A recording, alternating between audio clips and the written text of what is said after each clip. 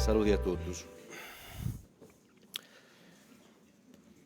Con questo mio intervento mi voglio rivolgere innanzitutto a tutte le sarde e i sardi che aspirano ad un processo di emancipazione nazionale per la Sardegna. L'indipendentismo non è un'ideologia, non è un dogma di fede, ma consiste in un percorso che un popolo decide di intraprendere allorquando raggiunge una piena consapevolezza di sé.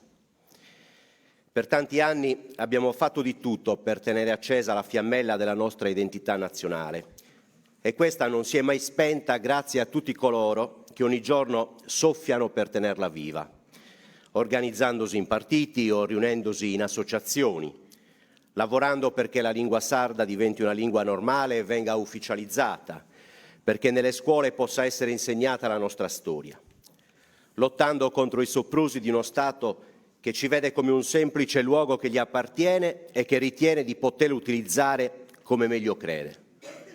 Occupazione militare, inquinamento industriale, fabbriche di bombe, speculazione energetica, rifiuti radioattivi, turismo usa e getta. Lo sforzo collettivo e generoso di tante sarde e sardi ha funzionato. La nazione sarda è viva e continua ad esprimersi e a manifestarsi nel cuore e nel pensiero della nostra gente. Quello che però non siamo riusciti a fare sino ad ora è di dare rappresentanza politica e istituzionale all'indipendentismo. Ci siamo persi in divisioni tossiche e personalistiche, ci siamo arroccati in posizioni marginaliste che hanno avvantaggiato i partiti italiani e un sistema di rappresentanza eterodiretto.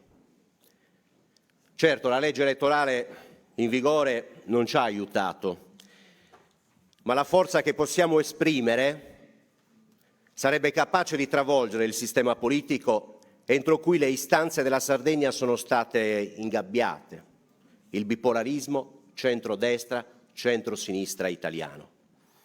Un sistema creato per centralizzare, non per decentrare e valorizzare i territori. Un sistema che confligge in primo luogo con la nostra autonomia speciale. Noi di Progress, già dai primi anni della nostra comparsa nel panorama politico sardo, abbiamo voluto puntare tutto sulla rottura e sulla destabilizzazione del quadro politico italiano in Sardegna. Attraverso l'esperienza di Sardegna Possibile, intelligentemente e appassionatamente rappresentata da Michela Murgia,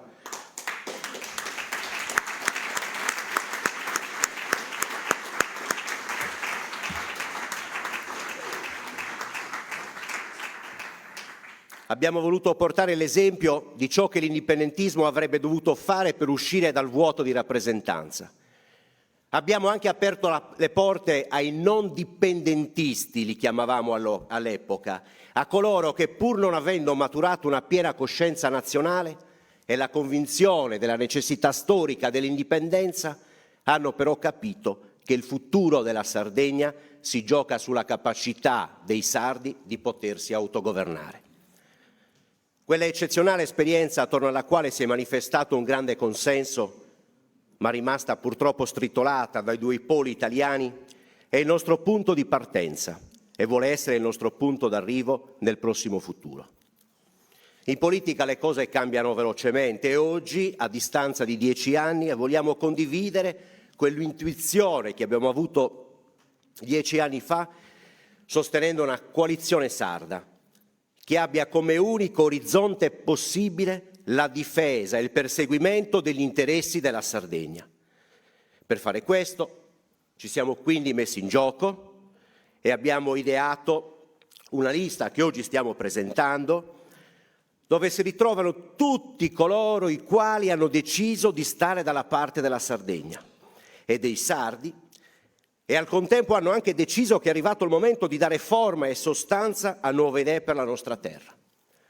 L'unità che abbiamo trovato tra indipendentisti e Sardegna che ama Sardegna non è una forzatura meramente elettorale, ma è il frutto di una saldatura spontanea tra i temi e le battaglie della storia dell'indipendentismo è la dinamicità appassionata di una nuova generazione che entra nell'agone politico per contare, per non continuare a subire la vecchia politica portata avanti da una classe dirigente che mantiene inalterata una concezione retrograda della Sardegna e che si pone sempre e comunque in posizione di subalternità rispetto agli interessi esterni. Nelle scorse settimane abbiamo ascoltato con grande interesse gli interventi del Presidente Soru circa la necessità di una rinegoziazione con lo Stato italiano per la riscrittura dello Statuto sardo, per una nuova fase autonomista. Da questo punto di vista noi indipendentisti vogliamo dare il nostro contributo affinché la prossima legislatura sia una legislatura costituente. Siamo altresì convinti che un passaggio riformatore di tale portata storica potrà solo realizzarsi se vi sarà una giunta e un consiglio regionale capaci di instaurare un rapporto dialettico e, se necessario, anche fortemente conflittuale con lo Stato italiano sulle grandi questioni che affliggono la nostra terra. Tutto ciò con il coinvolgimento imprescindibile dell'intero tessuto sociale ed economico sardo, che quotidianamente si adopera per un cambiamento radicale dell'attuale condizione. Diciamo a gran voce che siamo pronti a dare il nostro contributo al governo di questa terra, forti della nostra passione e della capacità riformatrice del nostro programma, che trova ispirazione anche nell'esperienza dei movimenti indipendentisti ed autonomisti delle altre nazioni senza Stato d'Europa. Perché la coscienza nazionale, l'emancipazione sociale è la strada verso la Repubblica de Sardegna, si costruisce in primo luogo garantendo condizioni di vita migliori per tutte le sarde e i sardi, in termini di lavoro, di reddito, di servizi, di istruzione, di infrastrutture, di cultura. Ma per fare questo occorre ricostruire rapporti di forza che facciano uscire la Sardegna dalla condizione di sottosviluppo in cui si trova e alla quale una classe politica inadeguata l'ha relegata. Dobbiamo innanzitutto rifiutare una forma di economia di stampo coloniale che ci è stata imposta,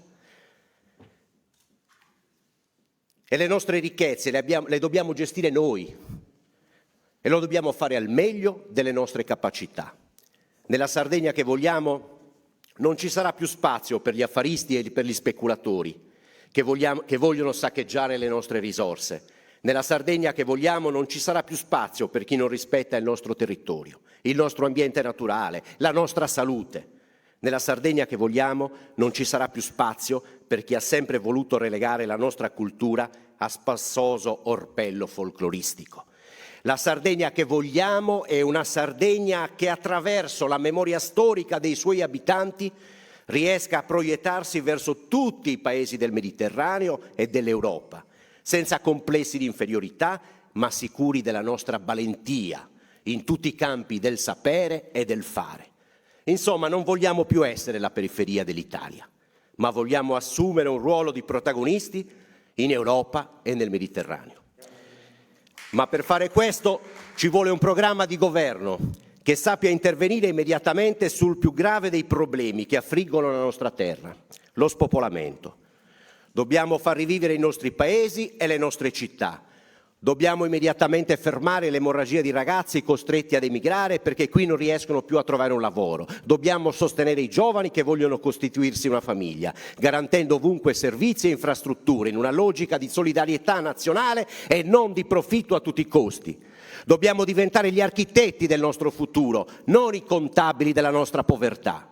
Siamo un popolo felicemente contaminato, che forte della propria identità potrà anche aprire i suoi confini naturali in un sistema di accoglienza e integrazione. E concludo, con la lista Vota Sardegna vogliamo ridare speranza a chi l'ha perduta, ma soprattutto vogliamo dare voce a chi non l'ha mai avuta. I tanti giovani coinvolti in questo progetto non vogliono un semplice diritto di tribuna, vogliono essere i protagonisti di un cambiamento storico. Finza Sassa Repubblica!